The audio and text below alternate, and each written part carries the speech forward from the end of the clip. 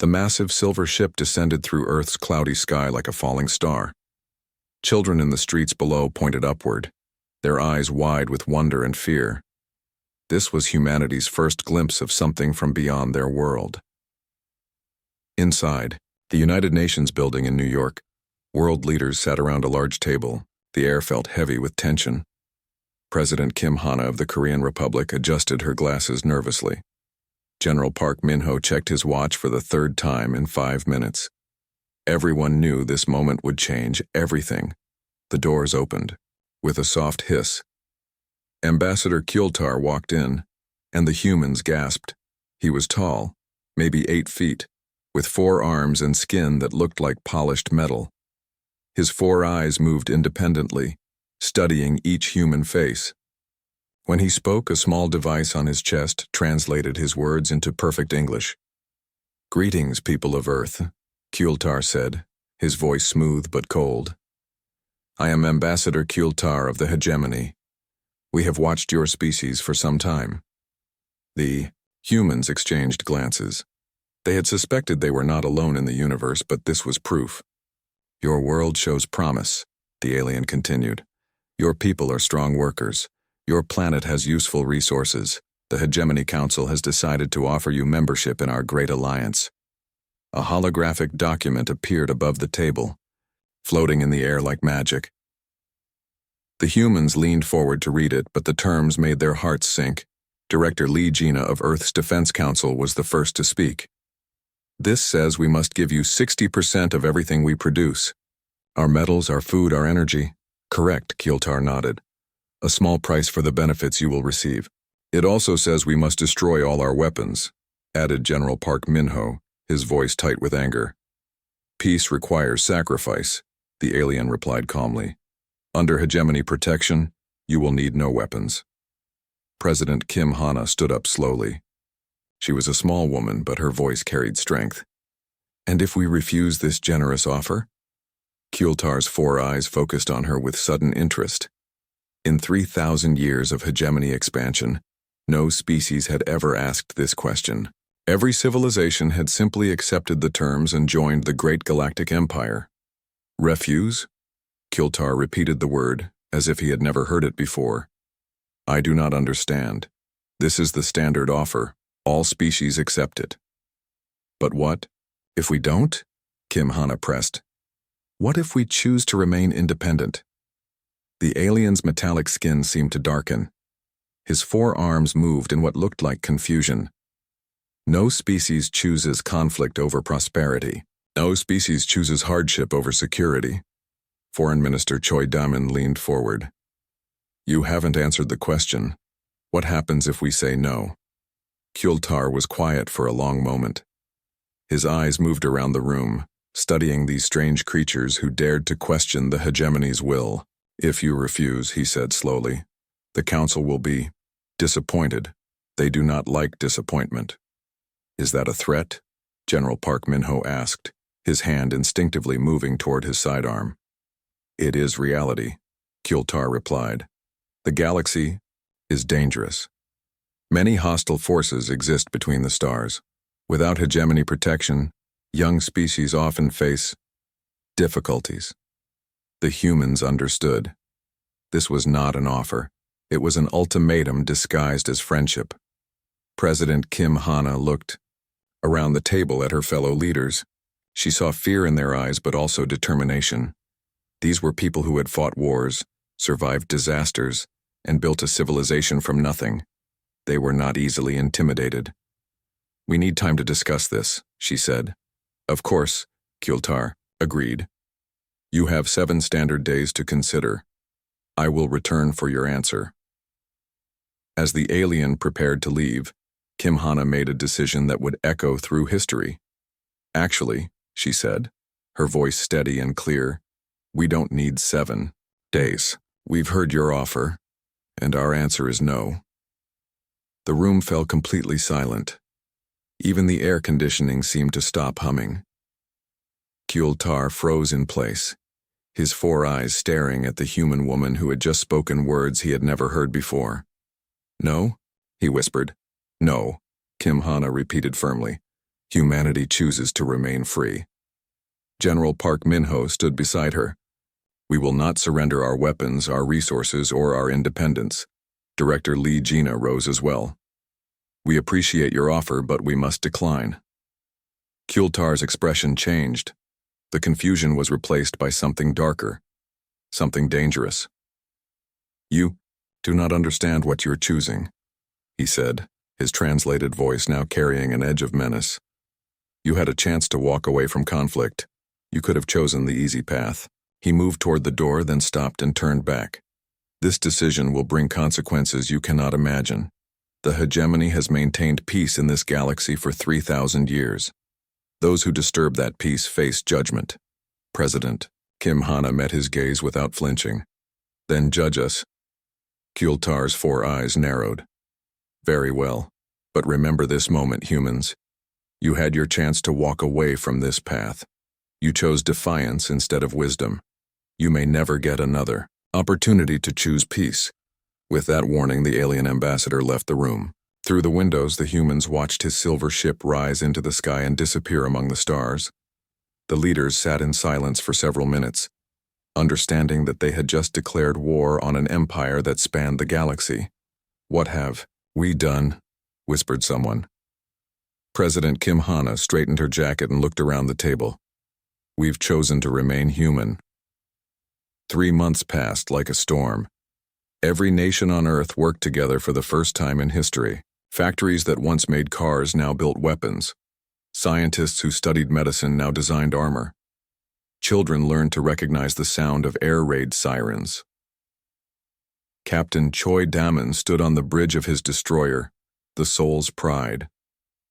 Through the window, he could see the blackness of space dotted with distant stars. Somewhere out there, alien ships were coming to destroy his home. Sir, we're getting readings, called Lieutenant Nam Kiwan from his station.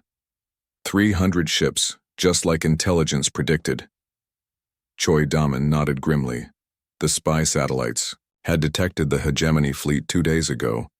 It was smaller than they had feared, but still 10 times larger than Earth's entire space navy. All ships, this is Captain Choi. He spoke into his communicator. Remember what we're fighting for. Remember who we're protecting.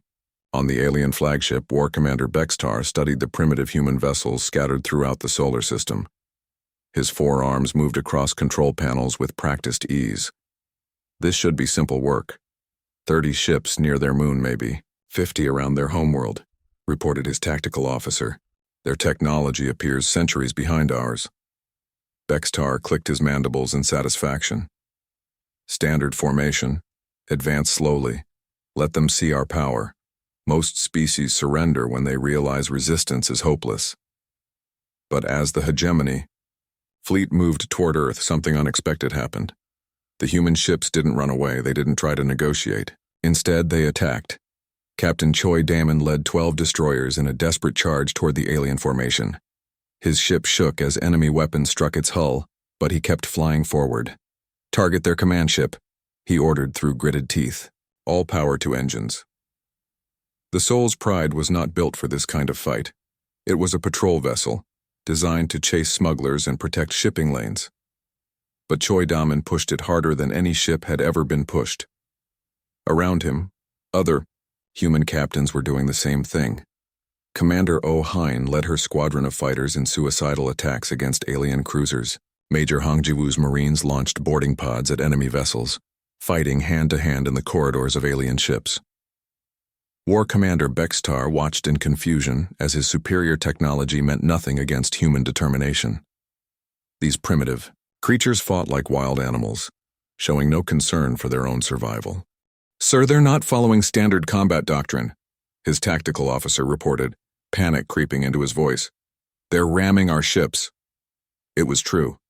When human vessels took too much damage to fight effectively, their captains would aim them directly at alien targets. The Soul's Pride, with its hull cracked and engines failing, became a guided missile weighing 10,000 tons. This is Captain Choi to all human forces, he broadcast, as his ship's nuclear reactor began to overload. They had their chance to leave us alone. Now show them what happens when they threaten Earth. The destroyer struck the alien flagship just as its fusion core exploded. The blast was visible from Earth's surface, a brief new star in the darkness. Admiral Young Sora coordinated the defense from Luna Base, Earth's moon. She watched the tactical display as human pilots performed maneuvers that should have killed them. Lieutenant Yoon Jisoo flew her fighter through the exhaust port of an alien cruiser, detonating her ship's entire missile payload inside the enemy vessel. "Ma'am, we're losing ships fast," reported her communications officer. "So are they," Young Sora replied coldly. "And we're not done yet." She was right. The humans had prepared for this moment since the day Ambassador Kultar left Earth. Every ship, every weapon, every pilot had been designed for one purpose: to make the aliens pay dearly for their aggression. On Europa, one of Jupiter's moons, Colonel Lim Taeho had spent months preparing defensive positions. When alien ground forces landed, they found themselves fighting in tunnels filled with traps and human soldiers who knew every corridor. "They think we're primitives," Taeho muttered, as he triggered an explosive charge that collapsed an entire section of tunnel on alien troops. "Let's show them how primitives fight." War Commander Bextar realized too late that he had made a terrible mistake. His intelligence reports had focused on human technology, but they had missed something more important: human nature. These creatures didn't fight to win. They fought to hurt their enemies as much as possible before dying. When a human ship was disabled, its crew would set the reactor to explode and ram the nearest alien vessel. When human Marines were surrounded, they would detonate grenades rather than surrender. "Retreat," Bextar finally ordered. "All ships retreat immediately." But it was too late for many of his vessels. Of the 300 ships that had entered the solar system, only 153 escaped. The humans had lost more ships, but they had sent a message that echoed across the galaxy. As the surviving alien fleet limped away, Captain Park Min-ho of the heavy cruiser Incheon broadcast on all frequencies. "Tell your council what happened here. Tell them that Earth does not surrender." On his damaged flagship, War Commander Bextar stared at the tactical display showing his losses. In 3,000 years of hegemony expansion, no primitive species had ever inflicted such casualties. On a subjugation fleet, he would have to explain this defeat to the council. He would have to tell them that these humans fought differently than any enemy they had faced. They didn't fight to live. They fought so their children could live free. The war was just beginning. War Commander Bextar knelt before the hegemony council, his once proud uniform torn and stained. The massive chamber stretched above him like a cathedral, filled with representatives from dozens of alien species. All of them were staring at him with disgust. "Explain this failure," demanded High Admiral Kexmar, his voice echoing through the hall. "How did primitives destroy half your fleet?" Bextar's forearms trembled as he tried to find words. "They fight without logic, without self-preservation. When their ships are damaged, they use them as weapons. When cornered, they choose death over surrender." Council member Velkar leaned forward, his insect-like features twisted in disbelief. "You're telling us that creatures who barely mastered spaceflight defeated our technology?" "Not our technology," Bextar whispered. "Our expectations. We prepared to fight a civilized enemy. These humans are something else." High Admiral Kexmar stood, his massive frame casting shadows across the chamber. "Then we will show them what real power looks like. Assemble the war fleet, 2,000 ships, no survivors this time." 6 months later, the largest military force in hegemony history dropped out of hyperspace at the edge of Earth's solar system. High Admiral Kexmar himself commanded from the flagship Dominion, a vessel the size of a small city. "This time we show no mercy," he announced to his fleet commanders. "Destroy every human ship, every orbital station, every moon base. Leave nothing but debris." But as the massive armada began its advance, they discovered that humanity had not been idle. The solar system looked completely different from their last visit. Colonel Yoon Jisoo commanded the defense station at Mercury, closest planet to the Sun. Her facility was little more than metal platforms and massive railguns, but she had spent months preparing for this moment. "Target acquired," she reported calmly as the first alien ships came within range. Firing. The railguns launched, projectiles at incredible speed, powered by Mercury's solar collectors. Each shot carried the force of a nuclear bomb. 6 alien cruisers disappeared in the first volley. Reloading, Yoon-Jisoo said as if she was discussing the weather. Next target, please. At Mars, Captain Bae Sion waited with a fleet of converted mining ships.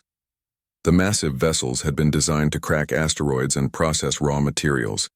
Against alien warships, they proved devastatingly effective. All ships remember the plan, Bae Sion broadcast to his captains. We're bigger, uglier, and more stubborn than they are. Let's prove it. The mining ships charged into the alien formation, like charging bulls. Their industrial cutting lasers tore through alien armor as if it were paper. When the aliens tried to board them, they found corridors filled with human miners who fought with welding torches and magnetic hammers. The real surprise waited at Jupiter. Commander Lim Taeho had turned the giant planet's moons into a fortress system. Europa, Ganymede, and Io were covered with weapon emplacements and underground bunkers. Welcome to our neighborhood, Taeho muttered as he activated the defense grid. Hope you enjoy your stay. Nuclear missiles launched from hidden silos. Particle beam weapons fired from concealed positions. The aliens found themselves fighting not just human ships, but entire worlds that had been turned into weapons. High Admiral Kexmar watched his tactical display with growing horror. His overwhelming numerical advantage meant nothing when every piece of rock in the solar system seemed to be shooting at him. How many weapons do these creatures have? He demanded. All of them, sir, his tactical officer replied weakly. They've weaponized everything. The most brutal fighting happened around Earth itself. Major Hong Ji-woo led her Marines in boarding, actions against alien capital ships, fighting in zero gravity with weapons designed to work in space. Breach on Deck 7, she reported through her helmet radio as her team cut through an alien bulkhead with plasma torches. Moving to secure the bridge. The aliens had never faced enemies who could fight effectively in vacuum. Human Marines wore suits that let them operate in space for hours, using weapons that worked just as well without air as with it. Admiral Young-Sora coordinated the entire defense from her command center on Luna. She watched as human forces across the solar system fought with the same desperate courage they had shown in the first battle. Ma'am, we're taking heavy casualties, reported her aide. So are they, Young-Sora replied grimly, and we're making them pay for every meter. She was right. The hegemony fleet was winning, but at a cost that shocked their entire empire. Human pilots continued flying even with their ships falling apart around them. Human soldiers fought on even when wounded and outnumbered. Captain Kwok Mina's destroyer was hit by 3 alien missiles, but she kept fighting with only emergency power. This is Kwok Mina to all human forces, she broadcast as her ship's hull began to crack. They want to take our home, make them earn it. Her ship exploded moments later, taking an alien cruiser with it. High Admiral Kexmar's own flagship came under attack when Commander Ryu Jiho led a squadron of fighters in a desperate assault. The humans fought their way through the ship's defenses, actually boarding the massive vessel. Impossible, Kexmar whispered as human Marines fought their way toward his bridge. How can primitives breach our flagship?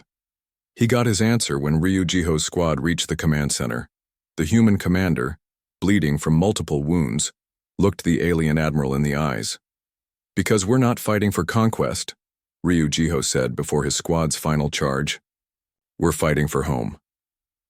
The battle ended with hegemony victory, but it felt like defeat. They had lost over 60% of their fleet, including dozens of irreplaceable capital ships. High Admiral Kexmar himself was dead, killed when human Marines destroyed his flagship's bridge. As the surviving alien ships retreated, they carried news that would shake the hegemony to its core. These humans were not just stubborn, they were dangerous. And somewhere in the galaxy, other species were watching and wondering if they too could fight for their freedom. The war was far from over. The Hegemony Council chamber had never been so quiet. Representatives from 100 worlds sat in stunned silence as the reports came in. 2 fleets destroyed, thousands of ships lost. An empire that had ruled for 3 millennia was bleeding. Supreme Admiral Nexquan rose from his seat, his ancient face marked with scars from countless battles. He was the hegemony's greatest military mind, a legend who had never lost a war. "The human problem ends now," he declared, his voice carrying the weight of absolute authority. "I will personally lead the extinction fleet. 10,000 ships, planet-killer weapons. We will not just defeat Earth, we will erase it from existence." Council member Zarthek shifted nervously. "Supreme Admiral, perhaps we should reconsider. The losses we have suffered are exactly why this must end," Nexquan interrupted. "If other species see that primitives can defeat us, our entire empire will collapse. We make an example of Earth that will be remembered for 10,000 years." 3 months later, the largest military force in galactic history approached the Sol system. The extinction fleet stretched across space like a metal plague, carrying enough firepower to crack planets. Supreme Admiral Nexquan stood on the bridge of his flagship, the Inevitable, watching Earth grow larger on the screen. "Sir, we're detecting some unusual readings," reported his sensor officer. "Define unusual," Nexquan ordered. "Ships, sir, lots of them, coming from everywhere." The tactical display lit up with contacts emerging from hyperspace in all directions. Ships bearing human markings appeared behind the extinction fleet, beside it, above it. They came from dozens of different vectors, as if they had been waiting in ambush. "Impossible," Nexquan whispered. "Our intelligence showed all human forces were destroyed."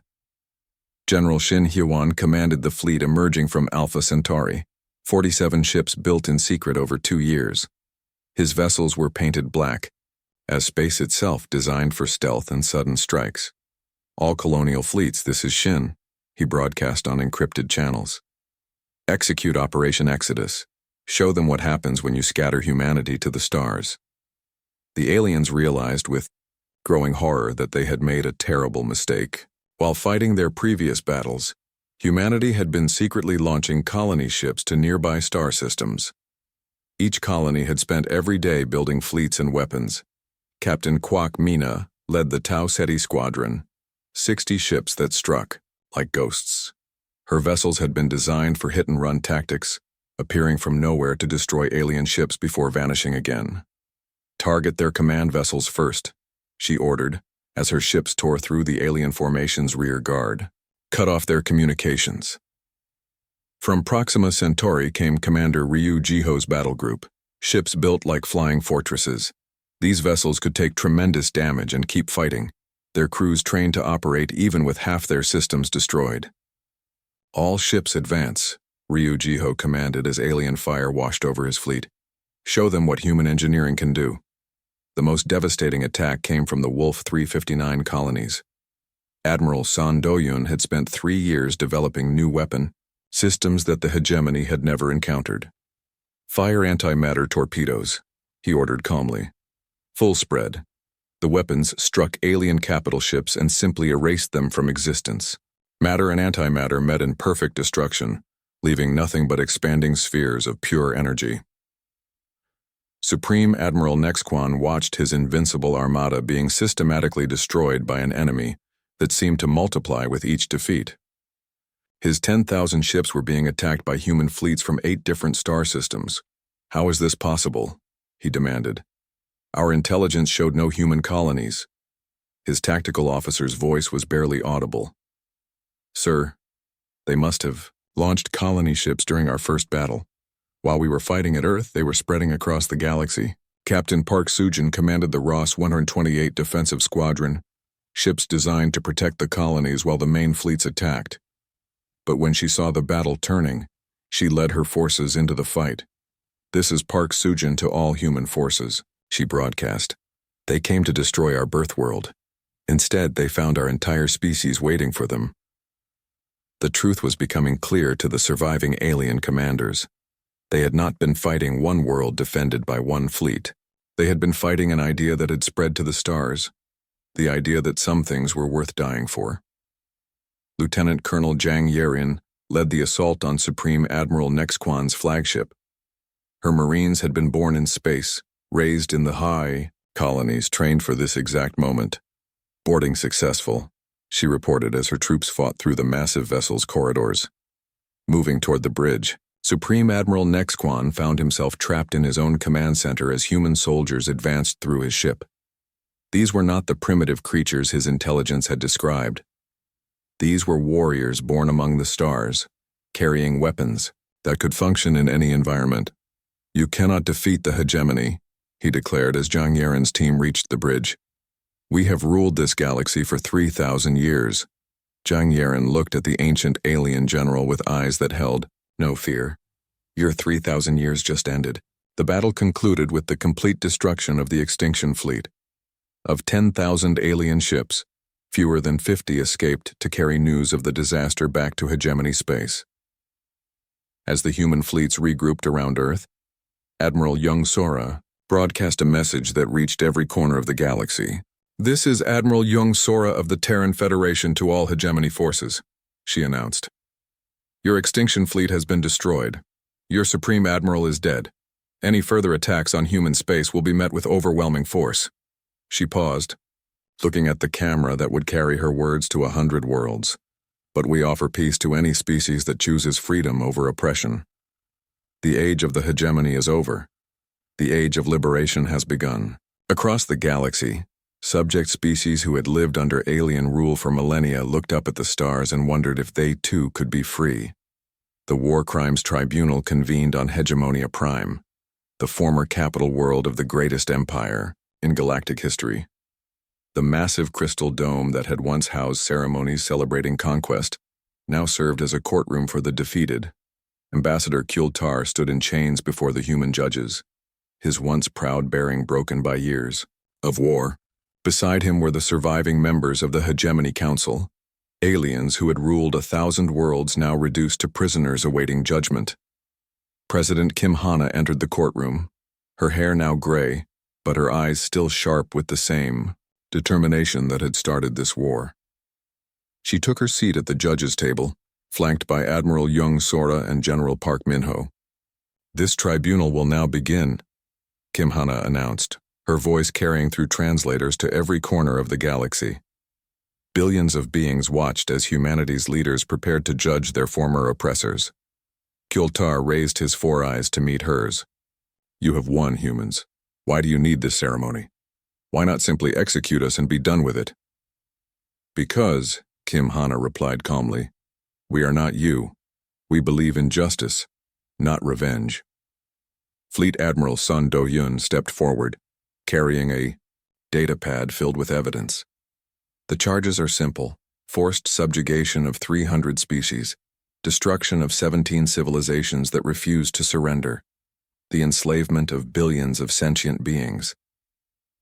"We brought order to chaos," protested Councilmember Velkar. "The galaxy knew peace under our rule." Colonel Zhang Yaren, now promoted to general, spoke from her position at the prosecutor's table. "You call oppression peace. You mistake silence for consent. We have freed 47 species in the past year. Each one tells the same story of fear, suffering, and hopelessness under hegemony rule. The evidence was overwhelming.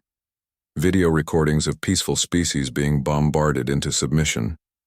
Audio files of alien leaders begging for mercy that never came.